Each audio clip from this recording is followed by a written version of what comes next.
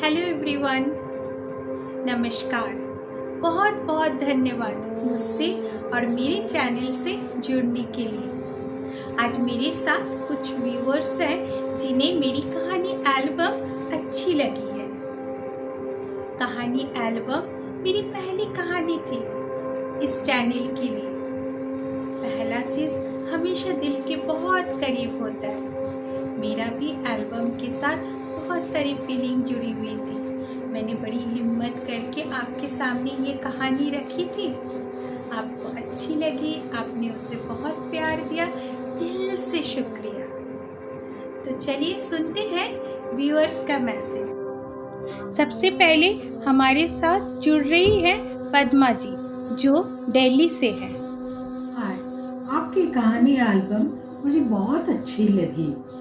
मेरे दिल को छूकर ये कहने लगी, चल उठा अपना एल्बम, डूब जा बीते हुए उन हसीन लम्हों में, ढूंढ ले अपनी खुशियाँ उन तस्वीरों में। वाकई खुशियाँ कहीं जाती तो नहीं है, वो तो हमारे इर्द गिर्द घूमती रहती हैं, हम ही उसे पहचान नहीं पाते हैं। आपने अपने कहानी के जरिए हमें हमारी खुशियों से रूबरू कराया। आपका बहुत बहुत शुक्रिया। आपने अपने ट्रैवल मेमोरी को बखूबी संजो कर रखा है। आप और हम इसी तरह मिलते रहे, इसी शुभकामना के साथ यही दुआ करती हूँ। हंसते रहे आप करोड़ों के बीच, खिलते रहे आप लाखों के बीच, रोशन रहे आप हजारों के बीच, जिस तरह सूरज रहता है आसमान के बीच। Thank you. बहुत बहुत धन्यवाद पद्मा जी, और आप तो बहुत अच्छे शायर निकले। तो चलिए अब सुनते हैं कल्पना जी को। कल्पना जी कच्छ गुजरात से बोल रही है। हेलो जयती, आपकी स्टोरी टेलिंग बहुत ही सुंदर है।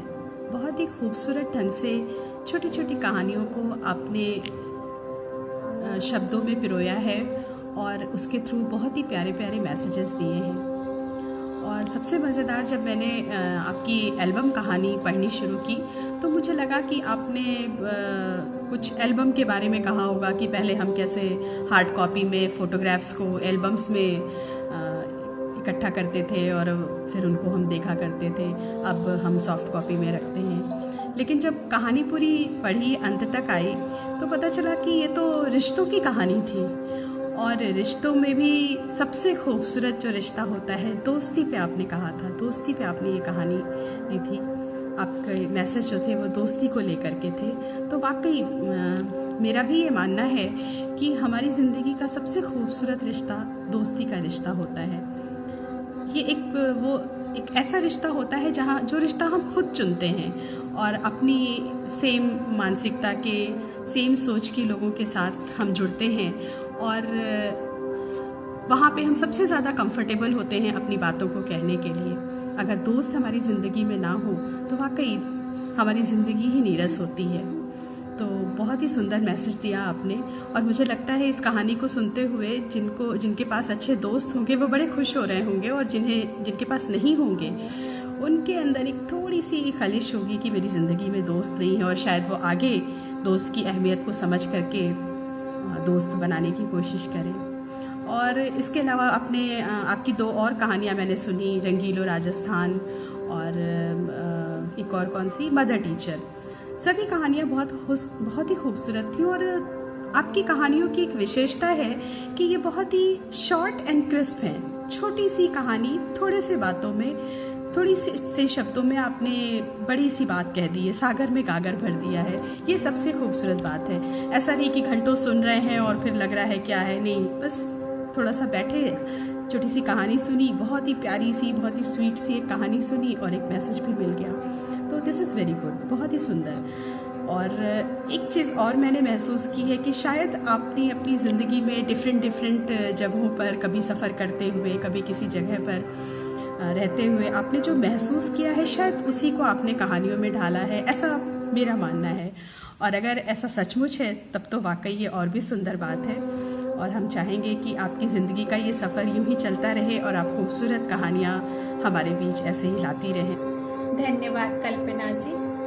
आज मुझे बहुत गर्व महसूस हो रहा है कि आप लोगों के जैसे लोग मुझसे जुड़ रहे हैं, मेरी कहानियों को सुन रहे हैं। और आपने बिल्कुल सही कहा है, जो मेरे आसपास घटनाएं घटती है, जो मेरे दिल को छूती है, मैं उन्हीं को कहानी के रूप में आपके सामने लाने की कोशिश करती हूँ। क्योंकि मुझे हमेशा यही लगता है कि जिंदगी हमें बहुत कुछ सिखाती है और प्रैक्टिकल नॉलेज तो बहुत इम्पोर्टेंट होता है, क्योंकि हम उससे गुजरे हुए होते हैं तो हम उसे बेहतर समझ पाते हैं। मैंने मेरी कहानी एल्बम और मेरी वीडियो रिश्ते से कोशिश की है कि रिश्तों की खूबसूरती को, उसकी अहमियत को आपके सामने रखूं। आप लोगों ने उसे देखा, उसे प्यार दिया, दिल से शुक्रिया। और अगर नहीं देखा है तो जरूर देखिए एक बार। ऐसे मेरी कहानियों को सुनते रहिए, मुझसे जुड़ते रहिए और कमेंट बॉक्स में जरूर मैसेज कीजिए। जब तक आप आपके दिल की बात मुझसे शेयर नहीं करेंगे, मुझे कैसे समझ में आएगा कि आपको वो कैसी लगी। और एक बात, मैं अपनी न्यू कहानी को हमेशा मंथ के 2 तारीख को और 15 को, 2 and 15, यही 2 डेट पे मैं अपनी न्यू कहानी को अपलोड करती हूँ। मिस मत कीजिए और मेरे चैनल को लाइक, शेयर और सब्सक्राइब जरूर कीजिए। बहुत जल्दी मिलते हैं और एक नई कहानी के साथ। बहुत बहुत धन्यवाद।